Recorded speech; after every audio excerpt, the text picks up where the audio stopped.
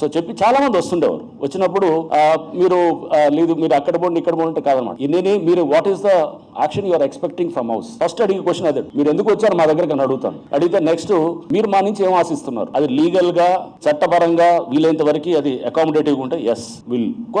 చాలా సందర్భాల్లో మనం లీగల్ గా అనే దాన్ని కూడా చాలా రాంగ్ ఇంటర్ప్రిట్ చేస్తాం అనమాట. ఏం ఇంటర్ప్రిట్ చేస్తాం? చేయాల్సిన పనులు కూడా మనం భయపడుతూ ఇది రేపు కోర్టు పరిధిలో ఉందో లేకపోతే సివిల్ డిస్ప్యూట్ అనో ఇట్లా అనుకుంటాం. సపోజ్ ఎవడో వస్తాడండి, రాత్రే వచ్చి నీకు ప్లాట్ ఉంటుంది, కష్టపడి కొనుక్కుంటావు. కొనుక్కున్న దాంట్లో ఎవడో రాత్రి వచ్చేసి ఒక రూమ్ కడతాడు. రూమ్ కట్టి వాడు ఎలక్ట్రికల్ మీటర్ ఒకటి, నువ్వేదో సపోజ్ ఏదో అమెరికాకి వెళ్ళావు, వచ్చావు, ఒక 10 రోజుల తర్వాత వచ్చావు, 15 రోజుల తర్వాత వచ్చావు, లేదా 2 నెలల తర్వాత వచ్చావు. Is it a civil issue? Somebody has trespassed into your land. So what should one do?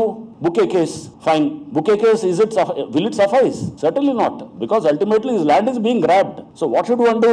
ఆయనకు రిలీఫ్ కలవాలి. రిలీఫ్ కలవడానికి ఏం చేయాలి? అతను వెళ్ళి కోర్టుకు వెళ్ళి నువ్వు నుంచి తీయమని చెప్పి ఇంజక్షన్ ఆర్డర్ తీసుకురామని చెప్తాం. తీసుకున్న దానికి that is an unauthorised construction, immediate గా కూలగొట్టమంటాం. సో అది అనాథరైజ్. అది and law permits, rules permit. He has not taken any permission. Just ఒక నువ్వు మీటర్ తీసుకొచ్చో లేకపోతే నువ్వు ఏదో చిన్న నెంబర్ తెస్తే కనుక ఇట్ డజంట్. అది that is how the system has been. మనం దాన్ని సబ్వర్ట్ అయింది కూడా ఇదే అనమాట సిస్టమ్ని.